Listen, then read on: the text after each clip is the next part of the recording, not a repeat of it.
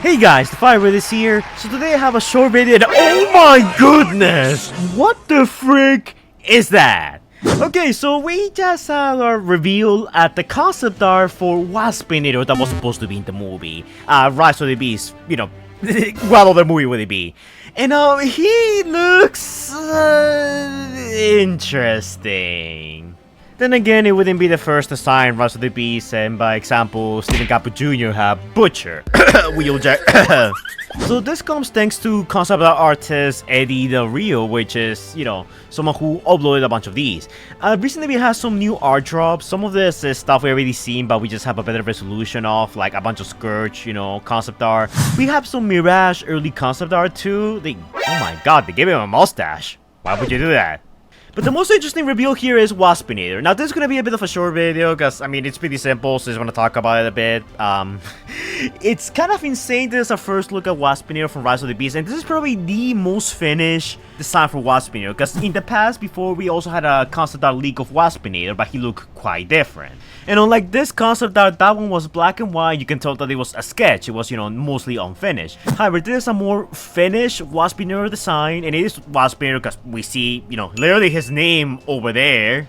He has like the little, you know, insect, you know, head, his chest, and I don't know, like he doesn't look that much like Waspinator in all honesty. It doesn't look that good. Like I get it that translating some of the Beast Wars and, you know, old, you know, Transformers designs could be kind of challenging when it comes to live action because they could look maybe a tad bit too silly. But the Bumblebee movie proved that you can do that and still have to look cool. I don't get why Rise of the Beast went completely the opposite direction and, you know, took a bunch of not so good creative liberties. Now look, before you start condemning me in the comments down below, I for the most part like a lot of the Rise of the Beast designs. I think RC, Bumblebee, Optimus, Scourge, Nightbird, Battletrap look pretty good. And the Maximals, for the most part, well, just being Cheetor and Optimus, Primal, look actually really good. It's kind of a shame we didn't see Waspinator in the movie, but then again, considering how little of a nothing burger the Scorponok's were in the movie, it's probably for the best that this Waspinator never saw the light of day. And honestly, I think Waspinator was one of the characters that made it the farthest into development, because a lot of the toys did make references to Waspinator. There was that infamous Optimus Prime toy that literally just had Waspinator talking. Waspinator arguably has the most concept art out of all the Predacons in Rise of the Beast, with the exception of, you know, of course, Rampage. And interestingly enough, this guy has 3 arms instead of, you know, just having 4, make him have a more cohesive design. In all honesty, if this is how Waspinator was gonna look like in the movie, I'm kind of glad we didn't end up getting him. I feel like a bunch of the Predacons in particular were like particularly wasted in Rise of the Beast. But you know what? This isn't that bad. I mean, sure, if you have a different head, a different color, a different, you know, body, a different look, I think this could be kind of peak. And the fact that, you know, this design is for the most part pretty complete, it kind of leads me to believe that we might see this in Studio Series Concept Art eventually. Because very recently we got to reveal that Widowmaker is going to be the latest concept art reveal character, you know, the one we're getting. And her Studio Series look does have a bunch of differences from the official concept art. So if we do get Waspinator for Studio Series, I do think that they're gonna keep some of the general ideas with the body here, but they're gonna change it up a bit to make it more appealing. Because they kind of did that with Widowmaker. They made her the orange McLaren, which I think they never had any relation with that McLaren and Widowmaker. It's just like, you know, because originally Widowmaker was supposed to turn into a Pagani Huayra, but instead they decided to go with something else different to make her stand out more from Stinger, which I actually really do like, and I really do hope that we do get a Studio Series concept art Waspinator eventually.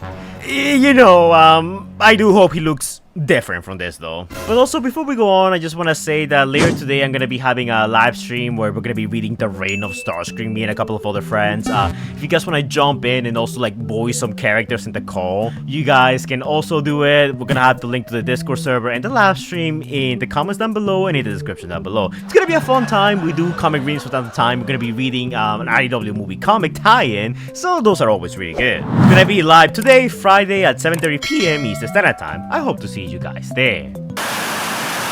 But yeah, guys, this kind of just came out of nowhere, in all honesty. I kind of wanted to talk about it since this is one of those characters that, you know, we've been speculating for the longest time. Even before, you know, we got any official look at any characters from Rise of the Beast. Everyone said that Waspinator was going to be in it, then he wasn't, and I was very upset because of that. I have been seeing some discussion about this guy. Some people have been saying that Waspinator here went on to inspire Novocain and Freezer, you know, Scourge's little henchmen that we saw throughout Rise of the Beast. And honestly, I can kind of see it. Like, they definitely do share a lot of resemblances, especially around the face and the way their bodies are shaped.